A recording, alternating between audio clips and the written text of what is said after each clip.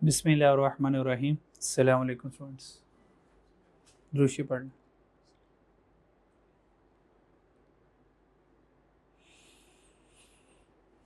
Last हम लोगों ने जैक एंड जिल वाला वेरिएंस विद प्रोसेस कॉस्टिंग के साथ क्वेश्चन ये सॉल्व किया था। ठीक है जी। आज हम करते हैं कुछ रिवर्स कैलकुलेशन। रिवर्स कैलकुलेशन मतलब क्या? ये आंसर देख रहे हैं हमने, वेरिएंसेस के आंसर फाइंड किए होते थे यहाँ पे। ये देखिए, जैसे कि ये वाला है एक्सपेंडिचर वेरिएंस का ये आंसर है।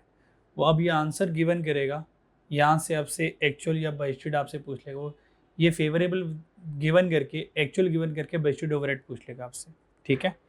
या वो क्या करेगा, आपको वेरिएबल ओवरहेड एक्सपेंडिचर का ये रिवर्स वेरिएंस देगा, और यहाँ से हो सकता है वो स्टैंडर्ड रेट पूछ ले, हो सकता है वो एक्चुअल आवर पूछ ले, हो सकता है यहाँ से एक्चुअल रेट पूछ ले। तो अब वो ये गिवन करेगा और एक्चुअल आवर स्टैंडर्ड रेट इनमें से कुछ एक बैलेंसिंग पूछ लेगा। वो मटेरियल में भी हो सकता है। ये रिवर्स कैलकुलेशन हम करेंगे। सो रिवर्स कैलकुलेशन को सीखने से पहले कुछ रिकन्सिलेशंस हैं, वो हम ज़रा देख लेते हैं। ठीक है। तो ये हमने एग्जांपल देख ली थी, आगे हमारे पास जगह नहीं है। अच्छा जी, मिक्स एंड यील्ड वेरिएंस बाद में कर लेंगे इसको। अच्छा जी, अब कुछ रिकन्सिलेशंस है। ये रिकन्सिलेशन हमें आती हैं, पर एक बार सिर्फ तवज्जो दिलवाना चाहता हूँ कि अगर हमने रिकन्सिलेशन करनी हो तो कैसे करेंगे। से ज़ियारत करवा रहा हूँ। कॉस्ट रिकन्सिलेशन, हमने प्रॉफिट को रिकन्साइल करना सीखा, बजटेड प्रॉफिट से स्टार्ट किया, सारे वेरिएंसेस एडजस्ट किए तो एक्चुअल प्रॉफिट के इक्वल आ गए। वो था हमारे पास प्रॉफिट की रिकन्सिलेशन। इस तरह कॉस्ट की भी रिकन्सिलेशन होती है। तो हमने प्रॉफिट रिकन्सिलेशन सीखा। इसी तरह एग्जामिनर कभी कॉस्ट रिकन्सिलेशन भी कह सकता है।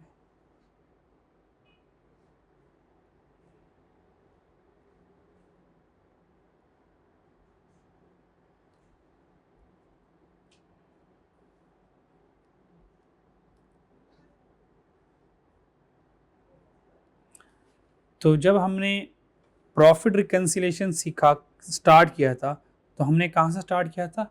बजटेड प्रॉफिट से।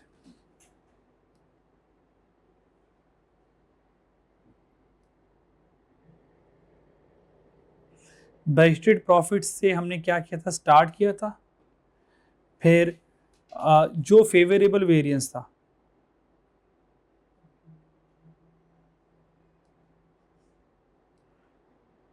फेवरेबल वेरिएंस यहाँ पे ऐड कर दिया था, और एडवर्स वेरिएंस यहाँ से लेस कर दिया था। तो हम कहाँ तक पहुंच गए थे? एक्चुअल प्रॉफिट तक पहुंच गए।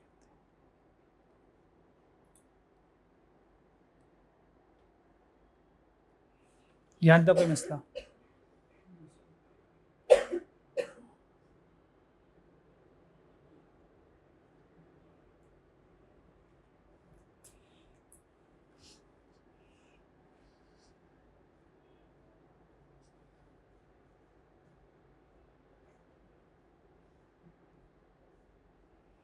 और कॉस्ट रिकन्सिलेशन में क्या करेंगे?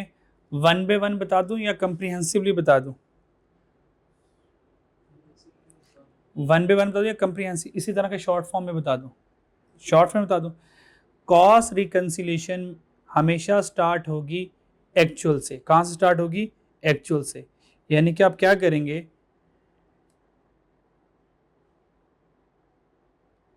एक्चुअल का material plus labour plus FOH लिख दूं या अलग अलग लिख दूं? अलग अलग लिख देता हूं। एक्चुअल का मटेरियल लेंगे, एक्चुअल का लेबर लेंगे, फिर एक्चुअल का वेरिएबल ओवरहेड लेंगे, और एक्चुअल का फिक्स ओवरहेड ले लेंगे। अगर मैं एफओएच लिख देता तब भी बात तो वही कहना चाह रहा हूँ था ना मैं। क्लियर है? तो ये हम कर लेंगे सारा। ठीक है। फिर इसमें क्या करेंगे? वही वाला फेवरेबल ऐड कर दूंगा।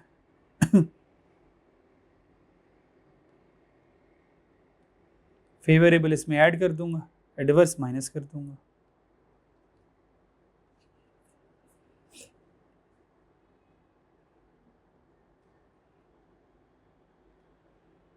तो किसके इक्वल आ जाऊंगा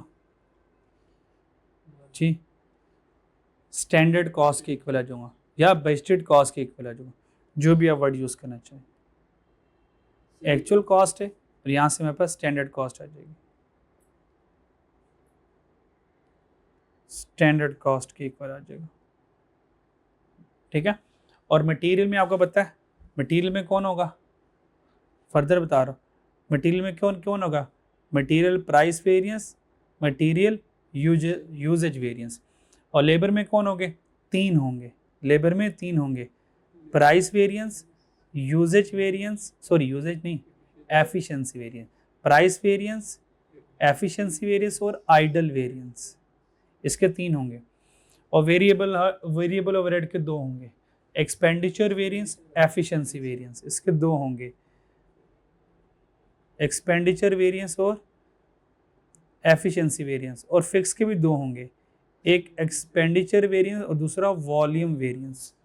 डन हो गया, तो ये प्रॉफिट रिकंसिलेशन आ गई, ये कॉस्ट रिकंसिलेशन आ गई। ठीक है जी, आगे वॉल्यूम के दो टाइप्स है ना, बस वो नहीं लिखने, बस ये मेन में लिखने, ये रिकंसिलेशन आ जाएगी, कोई प्रॉब्लम नहीं। अब चलते हैं रिवर्स कैलकुलेशन में। Reverse calculation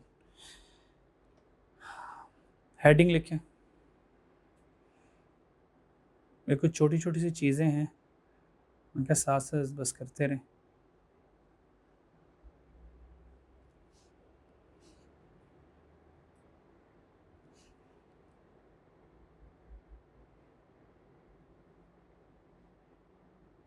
find missing value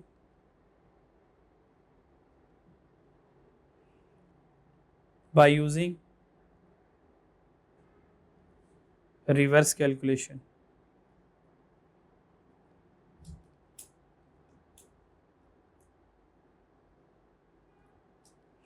reverse calculation करेंगे और यहाँ से मिसिंग वैल्यू ढूंढ लेंगे हम।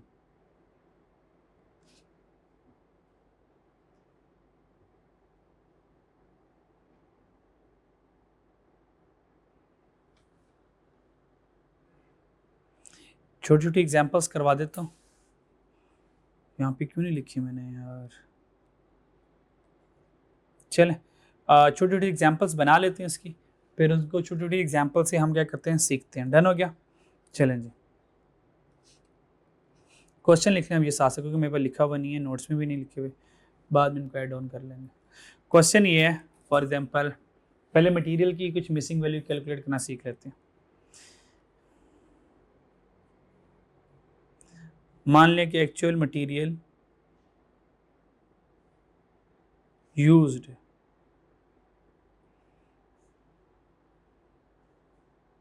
एक्चुअल मटेरियल यूज्ड है 5000 kg, ठीक है, और एक्चुअल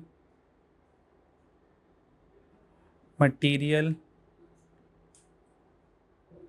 कॉस्ट है, या इसको रेट भी कह सकते हैं,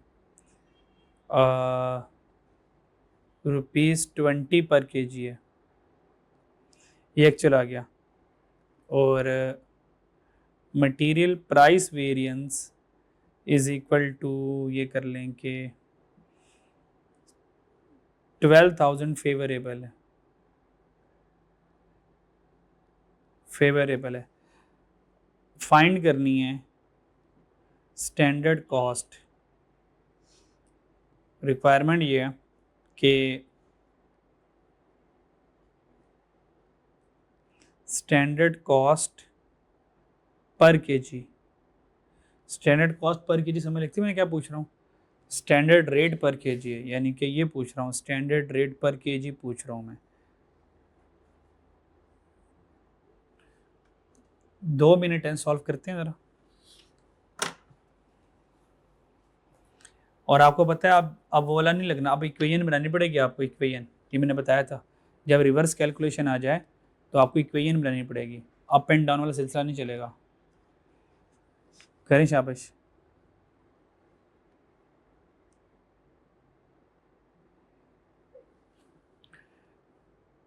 ये वाला काम करना पड़ेगा आज आपको।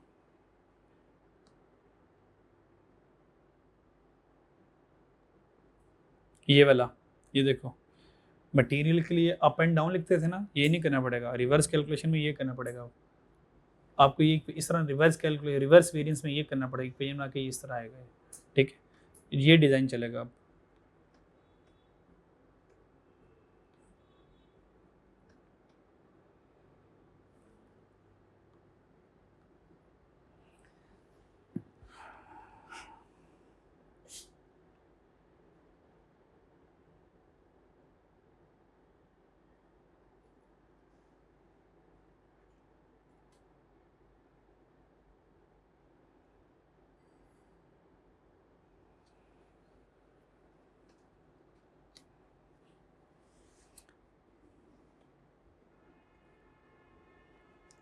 चले आजा सॉल्व करते हैं हम, काफ़ी इतना आप लोगों के लिए। 22.4, ठीक है, चेक करते हैं। आंसर पे आ जाए ज़रा, आंसर पर आ जाए। ये देखें, ट्रिक ये होता है कि जो वेरिएंस गिवन हो वहाँ उसका फॉर्मूला यूज़ करते हैं। देखें ट्रिक क्या है, रिवर्स कैलकुलेशन में जो वेरिएंस का फेवरेबल एडवर्स मौजूद हो वो उसका फॉर्मूला यूज़ करेंगे। तो मटेरियल प्राइस वेरिएंस से स्टार्ट करूँगा कहानी, यहाँ से मुझे सारे कुछ मिलेगा। तो material price variance, material price variance में कौन वेरी करता है? स्टैंडर्ड कॉस्ट, स्टैंडर्ड कॉस्ट ये वेरी करता है, और एक्चुअल कॉस्ट, ये मटेरियल प्राइस वेरिएंस बन गया। और आपको पता है क्वांटिटी हमेशा एक्चुअल होगी, तो यहाँ पे एक्चुअल क्वांटिटी को मल्टीप्लाई करवा देंगे। आपको पता है इक्वेशन लगनी है। अब मटेरियल प्राइस वेरिएंस मेरे पास फेवरेबल है 12,000, तो यहाँ पे आ जाएगा 12,000। एक्चुअल क्वांटिटी यूज़ कितनी है? 5,000, तो यहाँ पर कितना आ जाएगा? 5,000 आ गया। स्टैंडर्ड कॉस्ट, यही तो मुझे चाहिए, यही तो मुझे चाहिए, स्टैंडर्ड कॉस्ट आ गया। एक्चुअल कॉस्ट कितना? 20 है, ठीक है, तो यहाँ से स्टैंडर्ड कॉस्ट आ जाएगा, कितनी आती है? 22.4। ये 22.4 मेरा आंसर आ गया। समझ आइए हमने कैसे कैलकुलेशन करनी है, ठीक है। अब थोड़ा सा मुश्किल वाला करते हैं ज़रा, क्लियर? ये तो आसान था।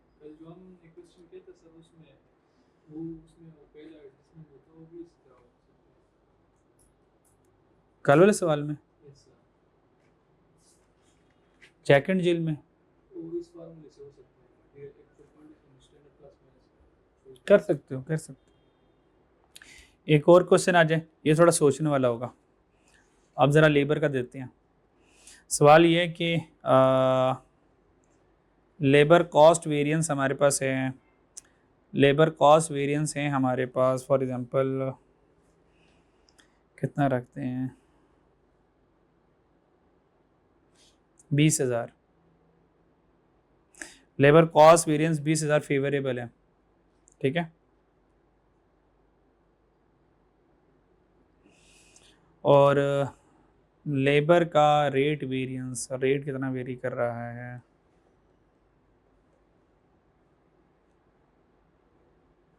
14,000, 14,000 कर लें एडवर्स, ठीक है। कॉस्ट वेरिएंस फेवरेबल निकल गया और रेट वेरिएंस हमारे पास 14,000 का एडवर्स हो गया। और स्टैंडर्ड आवर्स कितने हैं?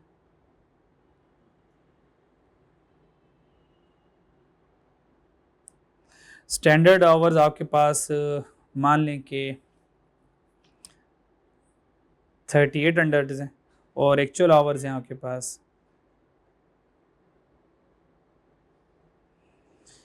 एक्चुअल आवर्स कर लें 3500 चलें कर लें। फाइंड क्या करना है? Standard rate per hour, standard rate per hour. आपको पता है ये क्या होता है? स्टैंडर्ड कार्ड का बस पता है आपको क्या होता है? चलें 3-4 मिनट लगाएं, चलिए सॉल्व करें। ट्रिक क्या है? दो वेरिएंसेस आए हुए हैं, इसका मतलब दोनों के फॉर्मूले ओपन होंगे, फिर कहीं जाकर आंसर आएगा। ढूंढे ज़रा, शाबाश।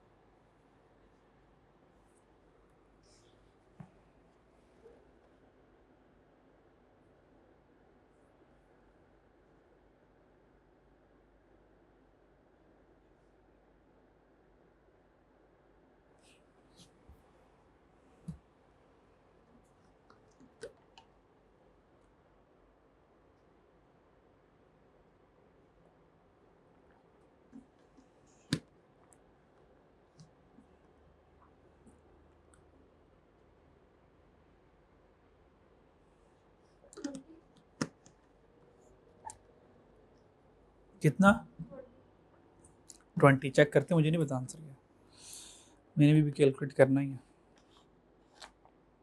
हाँ जवान हुआ, स्टैंडर्ड रेट पर आवर चाहिए मुझे। चलें आ जाए, ठीक है कहानी स्टार्ट करते हैं। मुझे बताएं, अच्छा ट्रिक क्या है, पहला ट्रिक क्या बताया था, अगर जो वेरिएंसेस गिवन है वो फॉर्मूले ओपन कर लो, आंसर मिल जाएगा।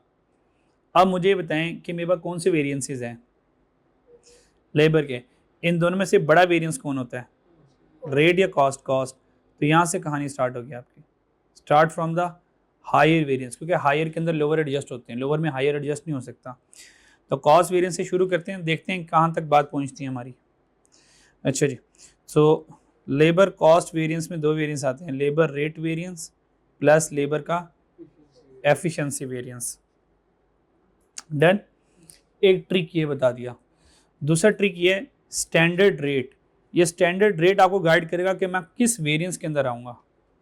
स्टैंडर्ड रेट देखें कहाँ पर आता है, स्टैंडर्ड रेट कहाँ पर आता है, लेबर रेट वेरिएंस में भी रेट वेरी कर रहा होता है, यहाँ से भी आ सकते हैं, और एफिशिएंसी वेरिएंस में भी स्टैंडर्ड रेट आ रहा होता है, दोनों से आ सकता है। ठीक है, तो लेबर कॉस्ट वेरिएंस कितना है मेरे पास, 20,000 फेवरेबल है। रेट वेरिएंस कितने हैं, माइनस का है, तो यहाँ से लेबर एफिशिएंसी वेरिएंस आ सकता है। लेबर एफिशिएंसी वेरिएंस कितना आ गया, 36,000, 36,000 आ गया, ऐसी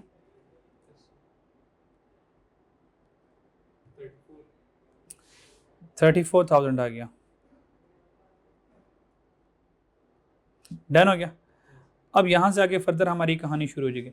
अब लेबर एफिशिएंसी वेरिएंस आ गया, अगर मैं ज़रा लेबर एफिशिएंसी वेरिएंस को ओपन करूँ ज़रा, अगर मैं लेबर एफिशिएंसी को ओपन करूँ, यहाँ से कंटिन्यूटी करूँ, तो एफिशिएंसी में आवर्स चेंज होते हैं, तो standard our minus actual our आएंगे, और यहाँ से निकलेगा स्टैंडर्ड रेट, और यही तो मुझे चाहिए, यही तो मुझे चाहिए।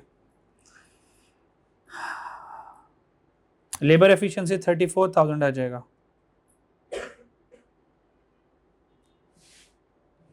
स्टैंडर्ड रेट चाहिए, स्टैंडर्ड आवर कितने मेरे पास 3800, 3800 ऐसी है, स्टैंडर्ड आवर कितने मेरे पास 3800।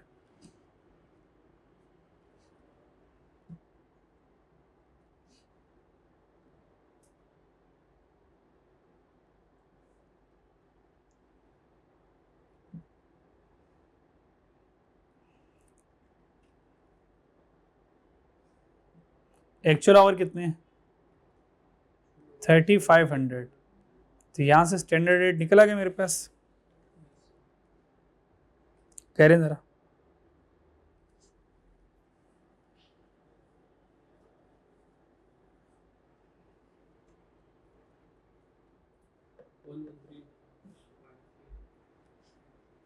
क्या निकलता है 113 बस कर ले, ₹113 पर आवर।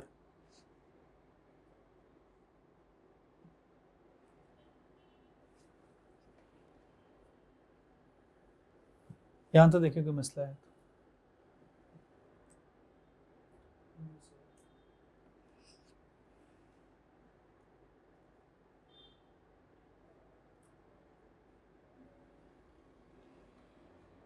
चलें आगे, ठीक है। होमवर्क लिख लें मिसिंग वाले से पहले,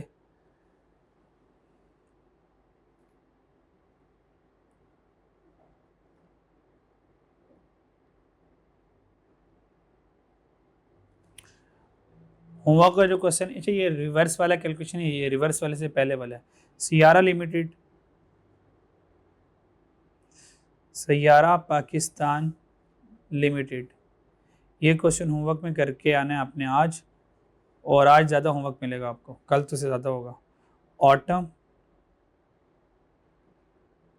2020 ये आपका होमवर्क, ठीक है। अभी आ जाए, आधा घंटा है हमारे पास, एक सवाल हो सकता है।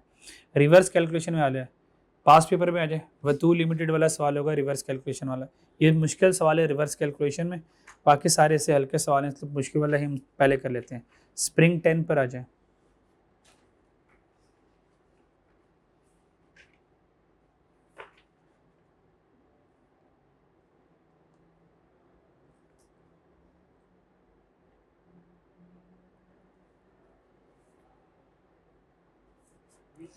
बीस नंबर का सवाल है, लेंथी है, कोशिश करेंगे मैक्सिमम भी कर लें क्योंकि जुम्मा इस टाइम ज़रा कम है।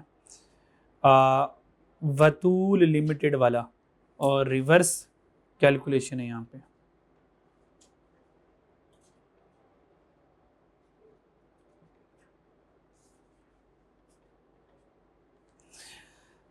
चले आ जाए। You have recently been appointed as a financial controller of VL. Your immediate task is to prepare a presentation on company performance for recently concluded year. You have noticed that the records related to cost of production have not been maintained properly. However, while you have noticed that the record related to production, while scrutinizing the file, you have come across, अच्छा कहानी सुनाई जा रहा है कैसा, ठीक है, हमारी जिम्मेदारी, हमने कुछ फाइल को जांच पड़ताल की तो पता चला एनुअल प्रोडक्शन कितनी हो रही है, which is equal to the designed capacity of the plant. Standard cord आपको पता है पर यूनिट पर होता है, तो ठीक है पर यूनिट पर ये है, और ये फिनिश गुड के ऊपर है। मटीरियल एक्स मटीरियल वाई, दो दो मटीरियल आ रहे हैं आज, दो दो लेबर आ रही है, फैक्ट्री ओवरहेड में वेरिएबल आ गया, और 400 स्किल लेबर, 84 अनस्किल्ड, और फिक्स ओवरहेड 4 मिलियन पर आ गया। तो यानी कि सारी कहानियाँ सीधी हैं स्टैंडर्ड कार्ड के हवाले से। ये बना बनाया कार्ड है, हम ये यूज़ कर सकते हैं, ठीक है। During data related to variation in cost of material is under. Material price variance क्या है, मटीरियल प्राइस वेरियंस क्या है, एडवर्स, और मटीरियल एक्स क्वांटिटी वेरिएंस क्या आया, नील, यानी कि बराबर आया होगा वो, ठीक है। और वाई एक्चुअल प्राइस स्टैंडर्ड से 6% बिलो है, मटीरियल वाई क्वांटिटी वेरिएंस 150 का एडवर्स है। Opening raw material of inventory comprise 25 days of standard consumption, यानी कि जो ओपनिंग मटीरियल इन्वेंट्री है comprise 25 days of standard consumption, यानी कि स्टैंडर्ड कंजम्पशन का 25 डेज का जो स्टैंडर्ड कंजम्पशन है वो हमारा ओपनिंग में पड़ा होता है। Versus closing inventory comprise 20 days of standard consumption, जबकि क्लोजिंग 20 दिनों का होता है हमारे पास।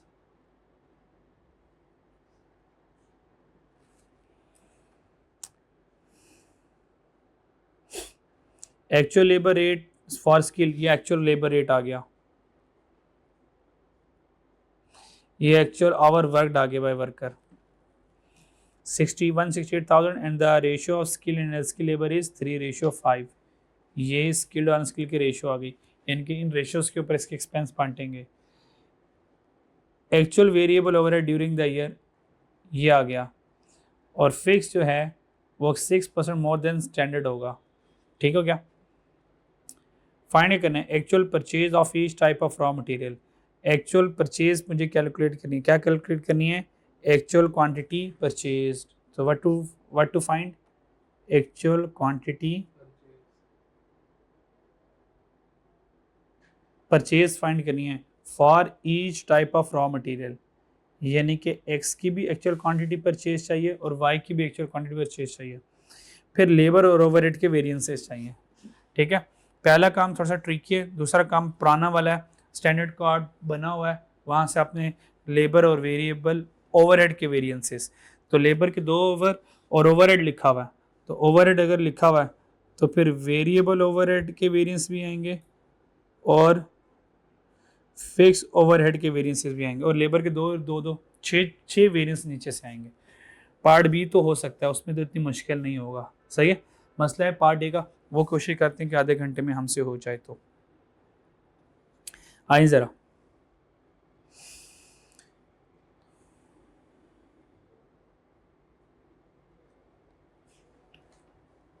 हेडिंग लिखें, वतूल लिमिटेड,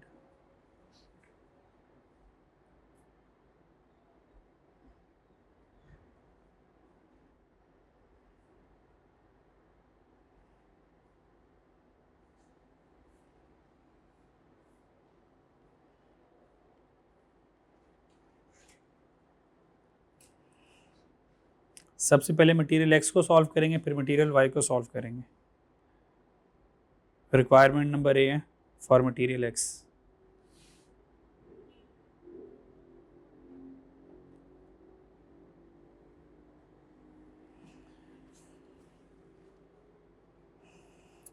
अब मटेरियल एक्स में हमने स्टार्ट कहाँ से लेना है, सबसे बड़ा चैलेंज ये है।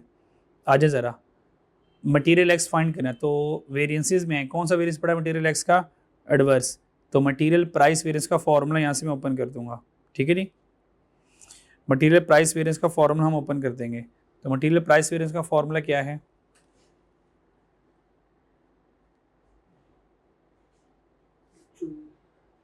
प्राइस वेरी करेगा, so standard cost minus actual cost, ठीक है। और प्राइस वेरी करा तो क्वांटिटी क्या होगी, कांस्टेंट होगी। तो एक्चुअल क्वांटिटी परचेज लेनी है, एक्चुअल क्वांटिटी परचेज लेनी है। परचेज क्यों लेनी है, यूज़ क्यों नहीं लेनी, क्योंकि material inventory valued at actual cost होता है और inventory valued at standard cost होता है। अगर inventory valued at standard cost हो तो आपको पता है जो रेट के वेरिएंसेस हैं वो परचेज के साथ आएंगे, और कॉस्ट के जो वेरिएंस हैं, यूजेज के जो वेरिएंस है वो यूज्ड के साथ आते हैं, ठीक है। अब मटेरियल प्राइस वेरिएंस में हम एक्चुअल क्वांटिटी परचेज ले रहे हैं। सवाल में देखिए इसकी क्या इंडिकेशन है कि हम यही यूज़ करेंगे। Standard cost minus actual cost, ये मटेरियल प्राइस वेरिएंस आ गया। एक्चुअल क्वांटिटी परचेज क्यों यूज़ की है, एक्चुअल क्वांटिटी यूज़ क्यों नहीं की, जल्दी ढूंढें।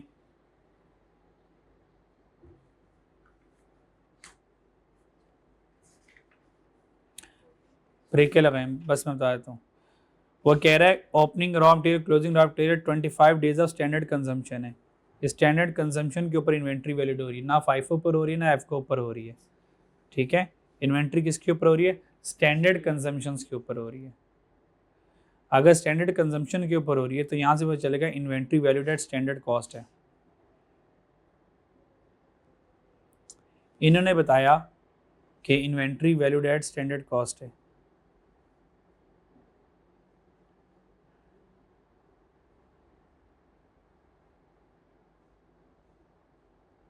यानी कि इन्वेंट्री स्टैंडर्ड कंजम्पशन के ऊपर बेस करे, 5F के ऊपर नहीं करी, inventory valued at standard cost है। अगर inventory valued at standard cost हो तो पता है कि मटेरियल प्राइस वेरिएंस किस पे जाएगा, परचेज पे जाएगा, और मटेरियल यूजेज वेरिएंस और कॉस्ट वेरिएंस किसके ऊपर जाएगा, यूज्ड के ऊपर जाएगा। डन हो गया। चलें अब मुझे ये चाहिए, अब इसमें सिर्फ मेरे पास मटेरियल प्राइस है और कुछ भी नहीं है, वो भी एडवर्स है। कितना, मटेरियल प्राइस वेरिएंस कितना था, 95,000 एडवर्स है, तो यहाँ पे लिख दिया 95,000। अब मुझे ढूंढ कर लेकर आना है एक्चुअल क्वांटिटी परचेज पर। चेक करें मुझे रिक्वायरमेंट में क्या चाहिए, ओ यही नहीं चाहिए, ये देखो ये तो एक्चुअल क्वांटिटी परचेज ही चाहिए मुझे, यानी कि यही तो मुझे चाहिए, मतलब इसी को तो ढूंढने के लिए सारा सवाल चल रहा है। यही तो बॉक्स चाहिए मुझे, यही तो रेड वाला बॉक्स चाहिए मुझे, ये नहीं है। अब standard cost minus actual cost ये निकालनी है मटेरियल एक्स की। मटेरियल एक्स की स्टैंडर्ड कॉस्ट और एक्चुअल कॉस्ट आ जाए। स्टैंडर्ड कॉस्ट मेरे पास मिल गई 50 है, स्टैंडर्ड कॉस्ट तो मेरे पास मिल गई 50 है, ये 50 भी लिख लिया मैंने।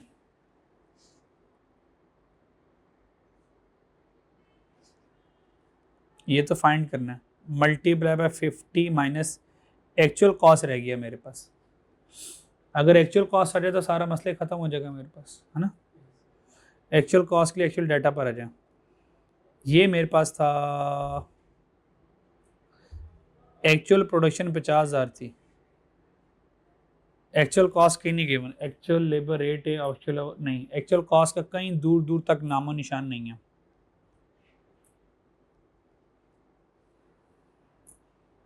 अब क्या करूं,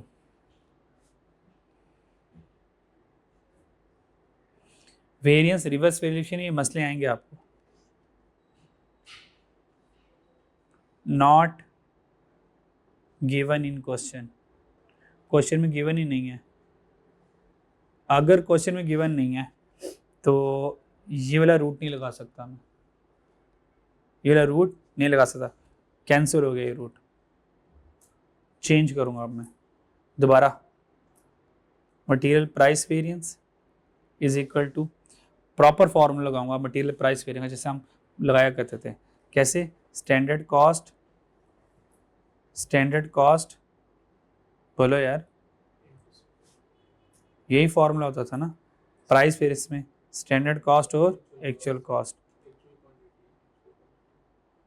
प्राइस वेरिएंस है तो एक्चुअल क्वांटिटी परचेज्ड और एक्चुअल क्वांटिटी पर, यही था ना।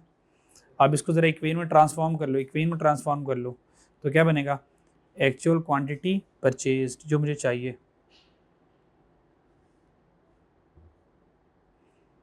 ऐसे ही होगा, multiply by standard cost minus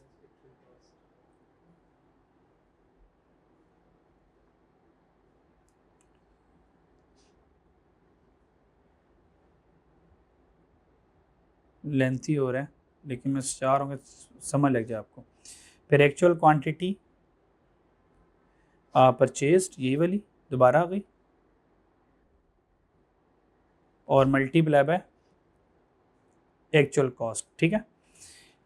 actual cost का रेट नहीं गिवन मेरे पास, एक्चुअल ये स्टैंडर्ड रेट, ये एक्चुअल रेट है, ये स्टैंडर्ड रेट है, और ये एक्चुअल कॉस्ट एक्चुअल रेट है, ये नहीं था मेरे पास, इसलिए दैट से मुझे रूट पूरा काटना पड़ा। फिर मैंने कहा फॉर्मूला बना, प्रॉपर ओपन करें, प्रॉपर अगर ओपन करें तो मुझे ये चाहिए फिलहाल, अब क्या चाहिए, ये चाहिए मुझे, ये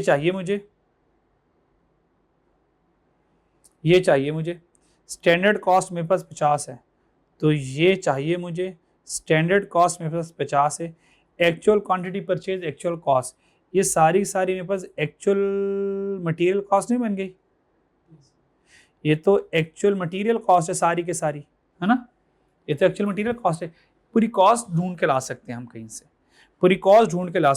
से, अब वो कॉस्ट ढूंढ के लेकर आनी है हमने, डन हो गया, मेरी बात समझ लगी, ये एक्चुअल मटेरियल कॉस्ट है, ठीक है।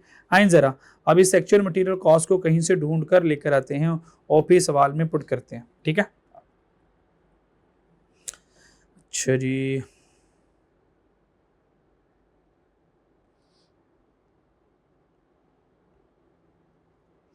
और रिक्वायरमेंट में क्या था, एक्चुअल परचेजेस ऑफ ईच, अच्छा हमने एक्चुअल परचेजेस कैलकुलेट करनी है,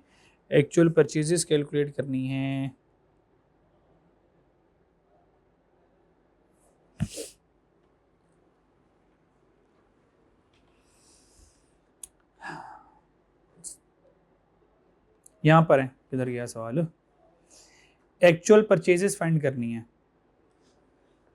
ये असल में हमें फाइंड करना, वो सॉरी नहीं फाइंड करना था, सवाल में लिखा हुआ है एक्चुअल यूनिट्स परचेज नहीं लिखा हुआ, सवाल देखिए किधर गया, यहाँ पर है, एक्चुअल परचेजेस लिखा हुआ है, एक्चुअल परचेजेस का मतलब क्या, जो हकीकत में हमने एक्चुअल क्वांटिटी परचेजेस की हैं, एक्चुअल क्वांटिटी परचेज का मतलब नॉट यूनिट्स बल्कि units multiply by rate cost, तो यहाँ पे एक्चुअल क्वांटिटी परचेज नहीं चाहिए, एक्चुअल मटेरियल कॉस्ट चाहिए, यानी कि इसको ज़रा मैं करेक्ट कर लूँ, actual purchases mean not actual quantity, उसको हमने क्वांटिटी समझ लिया था, बल्कि क्वांटिटी नहीं है तो परचेजेस हैं, यानी कि क्वांटिटी इनटू रेट से आएगा, ठीक है। तो ये एक्चुअल मटेरियल कॉस्ट है, ये हमें चाहिए, एक्चुअल मटेरियल कॉस्ट चाहिए, तो ये actual purchase mean actual material cost चाहिए एक्स का और वाई का, इसलिए पहले वाले रास्ता हमने आ रहा ऑटोमेटिकली क्रॉस हो गया था, कोई चीज़ें नहीं मिल रही थी। अब यही तो मुझे सारा फाइंड करना है, तो ये वाला फॉर्मूला तो ऊपर वाला लग ही नहीं सकता था वैसे ही, तो मुझे ये फाइंड करना है, ये वाला, यानी कि ये मेरा मिसिंग है, ये फाइंड करना है मुझे,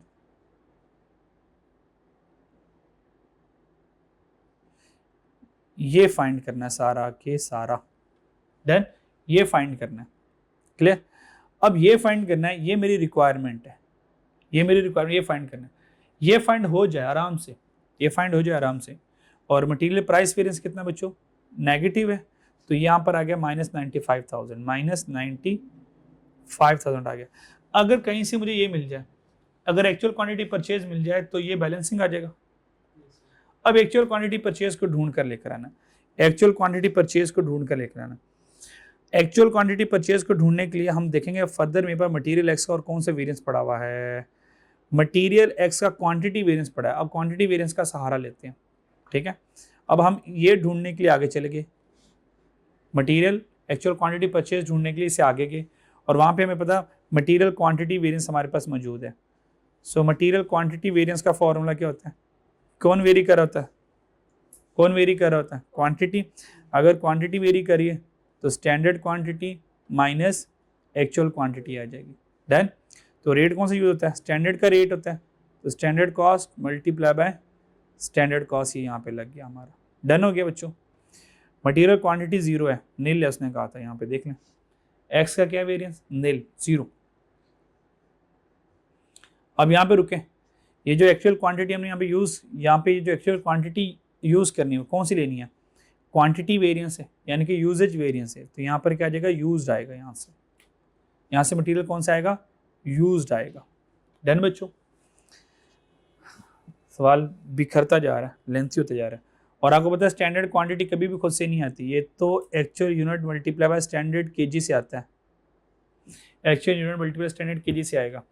अब एक्चुअल यूनिट ढूंढो सवाल में कितने हैं, एक्चुअल यूनिट्स आ जाए, ये एक्चुअल यूनिट्स आगे 50,000, टॉप में लिखा हुआ है एनुअल प्रोडक्शन 50,000, और स्टैंडर्ड केजी कितना है, स्टैंडर्ड केजी कितना है 6 है, तो 50,000 मल्टीप्लाई बाय 6 करूँगा, ये स्टैंडर्ड क्वांटिटी बनेगा 50,000 मल्टीप्लाई बाय 6।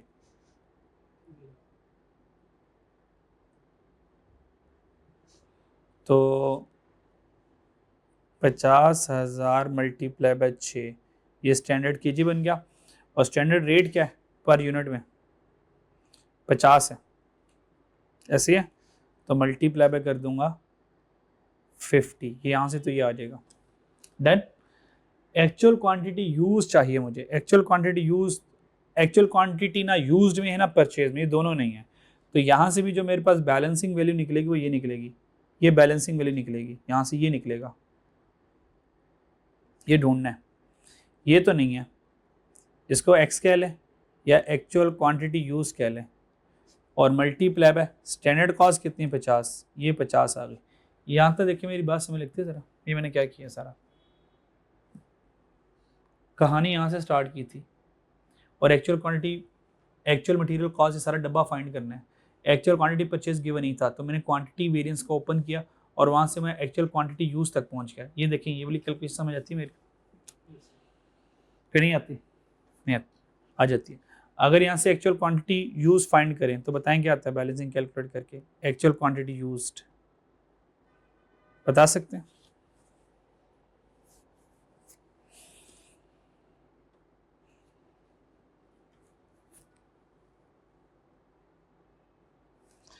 इनका मल्टीप्लाई करो 50,000 से डिवाइड करो, या 50,000 मल्टीप्लाई 6 कर लो, आंसर आ जाएगा 50,000 मल्टीप्लाई बाय 50,000 मल्टीप्लाई 6 करें 6 5 3 लाख आ जाएगा, शायद 3 लाख आ जाएगा। तो एक्चुअल क्वांटिटी यूज कितनी है 3 लाख, ये 3 लाख आ गया मेरे पास। पर देखिए मुझे क्या चाहिए, मुझे एक्चुअल क्वांटिटी परचेज चाहिए, पर मैं कहाँ तक पहुँच गया, यूज तक पहुँच गया, बस ठीक है, काफ़ी है, काफ़ी है। देखें, ये देखें, और यहाँ पर देखें ओपनिंग और क्लोजिंग अवेलेबल है तो यूज से परचेज आ जाएगा, ओपनिंग क्लोजिंग है तो यूज से परचेज आ जाएगा। तो इक्वेशन क्या होती है हमारे पास, इक्वेशन क्या होती है, ओपनिंग रॉ मटेरियल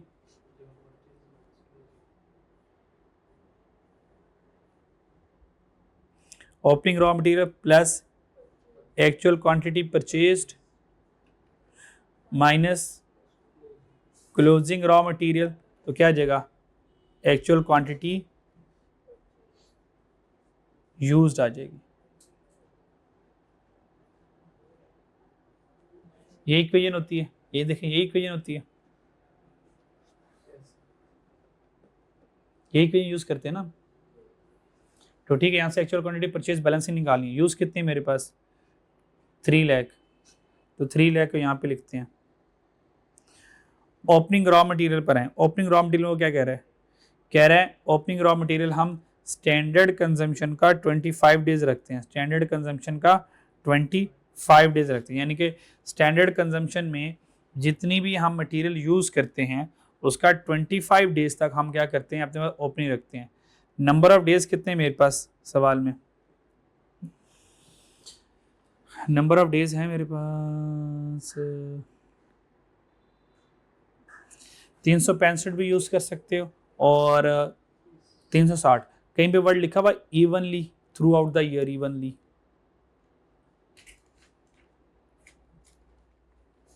तो 365 से भी कैलकुलेशन कर सकते हो, 360 से भी कर सकते हो, दोनों यहाँ पे असम्पशन सही हैं।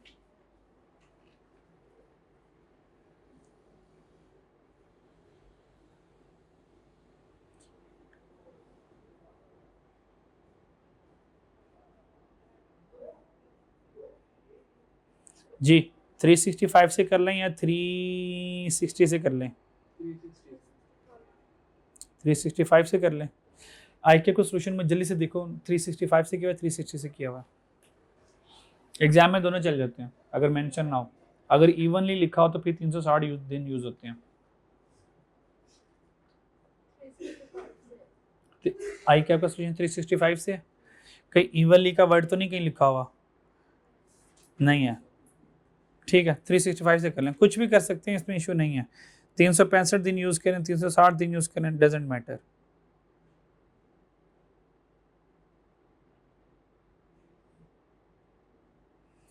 नहीं मेरा नहीं ख्याल कहीं पे नंबर ऑफ डेज की इंफॉर्मेशन है।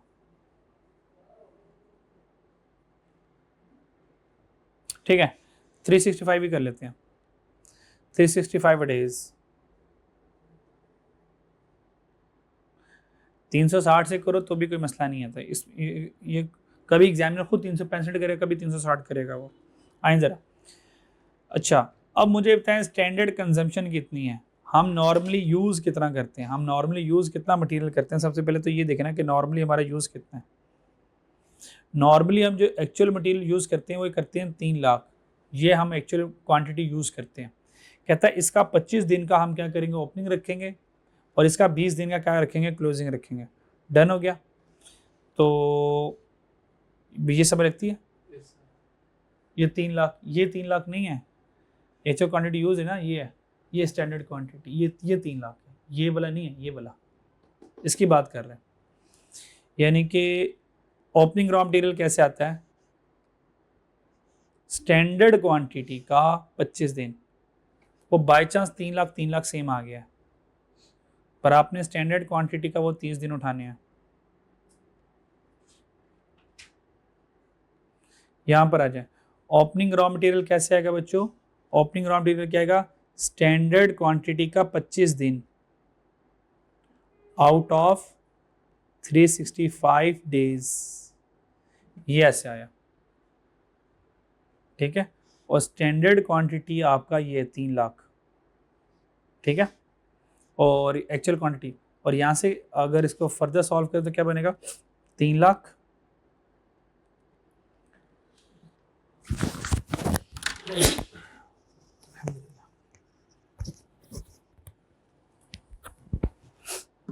स्टैंडर्ड क्वांटिटी का हमारे पास क्या आया, 3 लाख आ गया, और ओपनिंग रॉ मटेरियल देखो कैलकुलेट करें क्या आता है, 3 लाख मल्टीप्लाई बाय 25 और डिवाइडेड बाय 365 डेज, देखिए आंसर क्या आता है।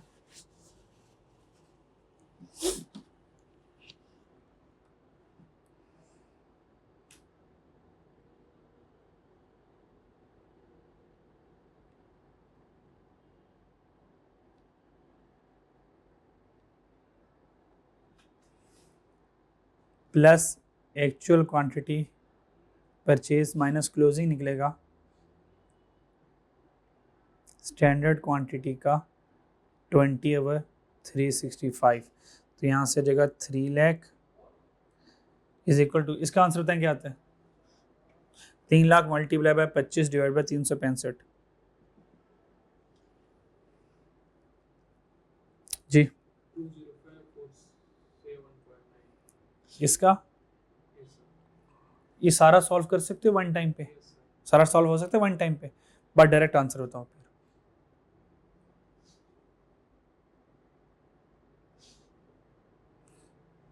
कैलकुलेटर में पुट कर लेना। 1 मिनट, एक्चुअल क्वांटिटी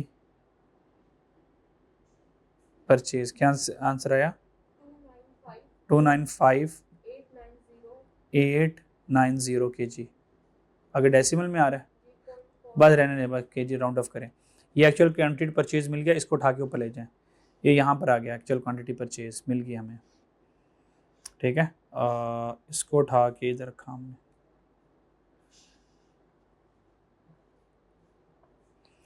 uh, 295,890, 295,890 और यहाँ से ये वाला डब्बा बैलेंस ही निकाले, ये मेरा आंसर होगा।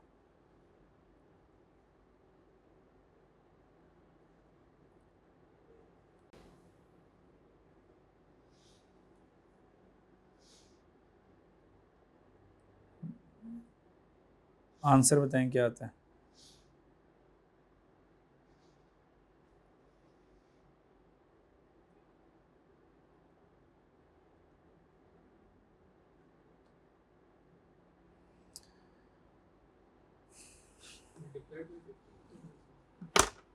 करना है ना, इसको मल्टीप्लाई 50 करना है अभी। ये फाइनल आंसर है। अच्छा, ऊपर वाला क्योंकि यूज़ होना नहीं था तो डायरेक्ट मैं ऊपर वाला उड़ाने लगा हूँ। ये वाला हमें चाहिए नहीं है, ठीक है, तो मैं उड़ा देता हूँ। ये नहीं चाहिए हमें। ठहरे ठहरे ठहरे,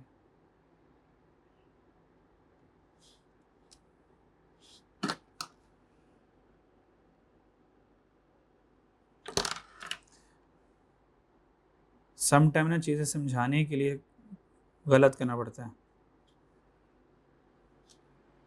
अगर मैं डायरेक्ट ये वाला फॉर्मूला लगा देता तो आपको पता नहीं चलना था कि वो वाला क्यों नहीं यूज़ हुआ।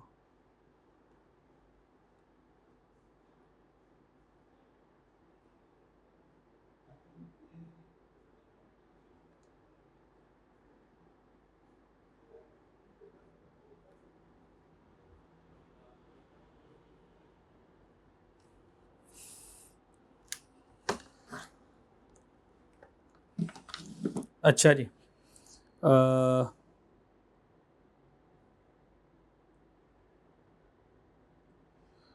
ठीक है, यहाँ से सॉल्व कर लिया और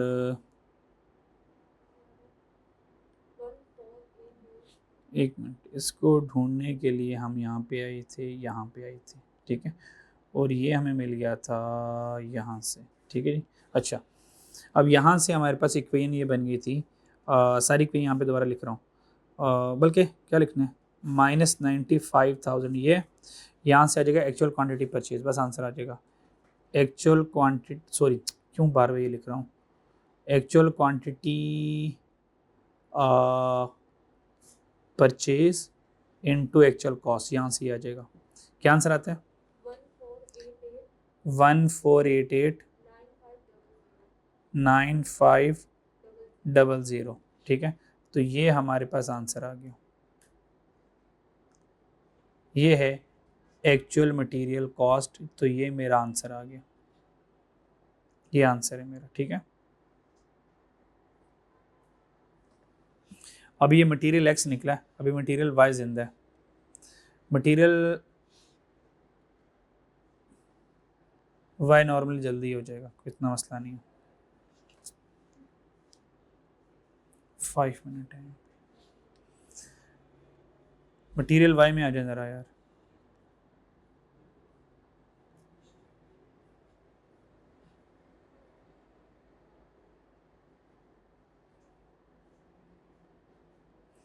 मटेरियल वाई में आ जाए और एक्चुअल प्राइस कैलकुलेट करनी है, एक्चुअल मटेरियल कॉस्ट कैलकुलेट करनी है, यानी कि एक्चुअल परचेजेस कैलकुलेट करनी है ना।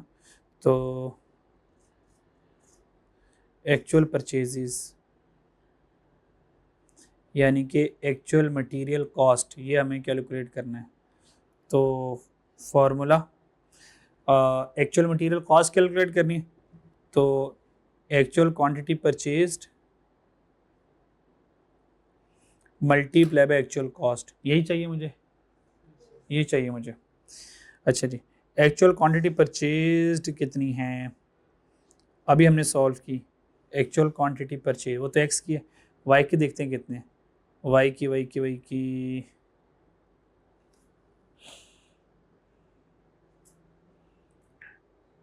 एक्चुअल प्राइस मेरे पास पता है, वो है स्टैंडर्ड से 6% बिलो, स्टैंडर्ड से 6% बिलो। ये तो हमारे पास प्राइस आ जाएगी, ये तो हमारे पास क्या आ जाएगी, प्राइस आ जाएगी। मटेरियल वाई का क्वांटिटी वेरिएंस जो है वो 150 से एडवर्स है, वो 150 से एडवर्स है। अब हमें ये कैलकुलेशन करनी पड़ेगी, ठीक है। अच्छा जी, कैलकुलेशन करने के लिए सबसे पहले एक्चुअल क्वांटिटी परचेज ढूंढनी पड़ेगी। क्या ढूंढना पड़ेगा, एक्चुअल क्वांटिटी परचेज, ठीक है। इसको ज़रा वर्किंग वन में ले लेते हैं, एक्चुअल क्वांटिटी परचेज को। आ जाए ज़रा, एक्चुअल क्वांटिटी परचेज के लिए कौन सा वेरिएंस गिवन है हमारे पास, क्वांटिटी का एडवर्स वेरिएंस। यहाँ से स्टार्ट करते हैं, फिर क्वांटिटी का एडवर्स वेरिएंस यहाँ से स्टार्ट करते हैं। वर्किंग वन कर लें, एक्चुअल क्वांटिटी परचेज्ड को ढूंढने निकले हैं, और इसको ढूंढने के लिए स्टार्ट लेंगे मटेरियल क्वांटिटी वेरिएंस से, क्वांटिटी वेरिएंस, और 150 से वो एडवर्स है। आ जाए ज़रा, मटेरियल का क्वांटिटी वेरिएंस एडवर्स, भाई क्वांटिटी वेरिएंस कैसे आएगा, material quantity variance is equal to, quantity vary करेगी तो स्टैंडर्ड क्वांटिटी, और माइनस कर दूंगा एक्चुअल क्वांटिटी, क्योंकि क्वांटिटी है तो यूज्ड होगा ये, ठीक है। तो स्टैंडर्ड क्वांटिटी को इससे मल्टीप्लाई करेंगे स्टैंडर्ड कॉस्ट से, और एक्चुअल क्वांटिटी को मल्टीप्लाई कर देंगे स्टैंडर्ड कॉस्ट से। डन हो गया। अच्छा जी, अब आ जाए, मटेरियल क्वांटिटी वेरिएंस कितना, 150 का एडवर्स, ये 150 का हमारे पास एडवर्स आ गया। स्टैंडर्ड क्वांटिटी आपको पता है डायरेक्ट नहीं आती है, तो बनानी पड़ती है, तो बनानी पड़ती है, एक्चुअल यूनिट से आती है। कहाँ से आती है, एक्चुअल यूनिट से आती है, तो बना लेते हैं। एक्चुअल यूनिट कितने थे, 15, कितने थे यार, 50,000, 50,000। तो 50,000, और वाई का देखें स्टैंडर्ड केजी कितना है, वाई का स्टैंडर्ड केजी कितना है, 3 है, वाई का 3 है, तो 50,000 मल्टीप्लाई बाय 3 हो गया, ठीक है। और अब ये मल्टीप्लाई हो जाएगा स्टैंडर्ड कॉस्ट, स्टैंडर्ड कॉस्ट देखें वाई का कितना है, 30, स्टैंडर्ड कॉस्ट वाई कितना, 30, यहाँ पर आ जाएगा 30। यहाँ तक बताएं कोई परेशानी, यहाँ तक कोई परेशानी बच्चों, ये standard quantity into standard cost लिखा है मैंने, स्टैंडर्ड क्वांटिटी स्टैंडर्ड कॉस्ट लिखा है, minus actual quantity, actual quantity used, ये बैलेंसिंग आ जाएगा, और स्टैंडर्ड कॉस्ट कितना, 30। चलो जी, यहाँ से एक्चुअल क्वांटिटी यूज बताओ क्या आती है,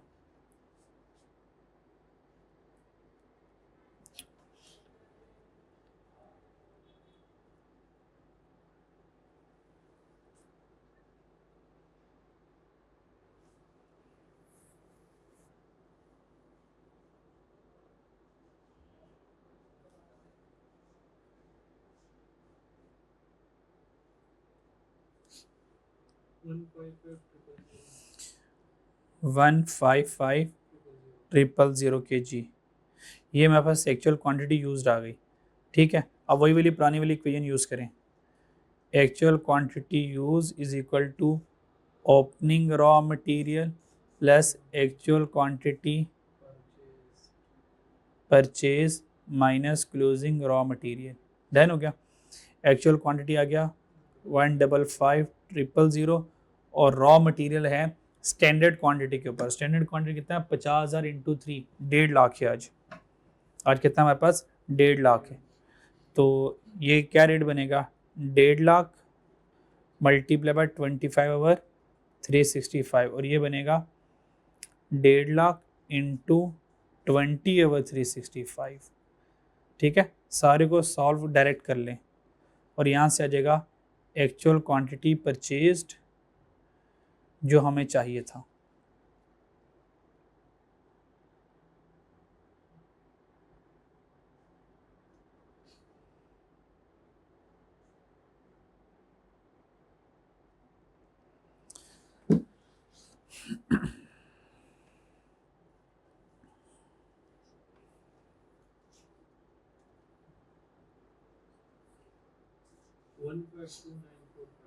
1529 हाँ 45 kg।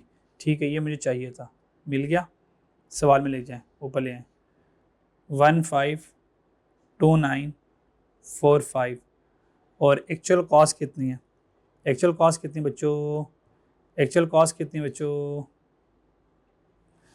Actual material price standard price के 60% कम है। स्टैंडर्ड प्राइस कितनी है? 30 तो 30 है, ठीक है। तो 30 का 6% बिलो, यानी कि 30 का क्या करेंगे? 0.94 ले लेंगे। कितना?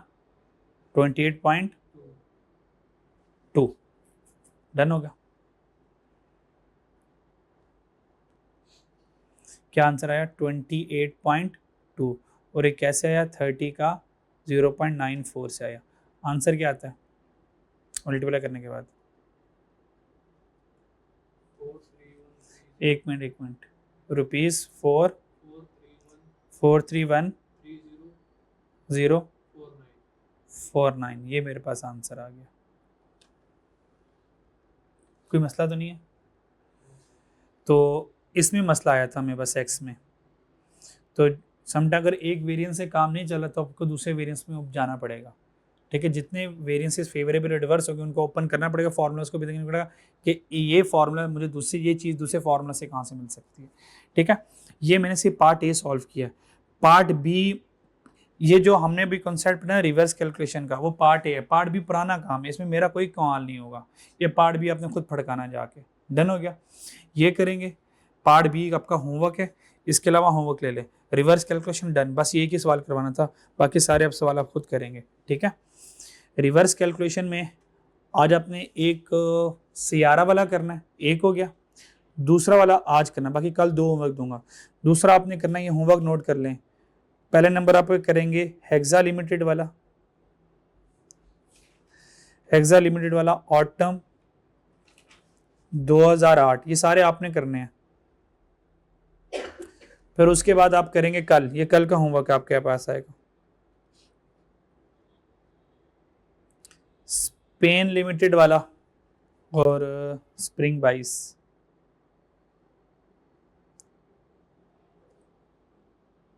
स्पेन लिमिटेड वाला।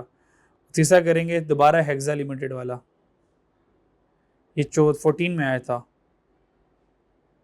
ऑटम 14 में। ये 3 सवाल, बाकी लेटेस्ट वाले रहते हैं वो बाद में फिर होमवर्क दूंगा। बाकी आपकी कैलकुलेशन है, आपने खुद एफर्ट करनी है यहाँ तक पहुँचना है। सारे सवाल मैं करवाऊंगा तो फिर आप लोग क्या करेंगे और आप लोग क्या प्रैक्टिस करेंगे, ठीक है। हाँ, अगर इनमें से कोई नहीं आ, ये सब हो जाएंगे। अगर लेटेस्ट में से कोई प्रॉब्लम करेगा, नहीं होगा तो इंशाल्लाह फिर मैं करवा दूंगा, ठीक है।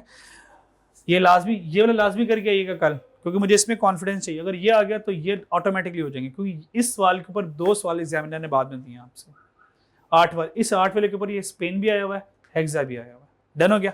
कल इंशाल्लाह ताला लास्ट कॉन्सेप्ट करेंगे हमारे वेरिएंसेस का, मिक्स एंड यील्ड वेरिएंस। तो कल की क्लास बड़ी इंपॉर्टेंट होगी, डोंट मिस ये टुमारोज क्लास। अल्लाह हाफिज़।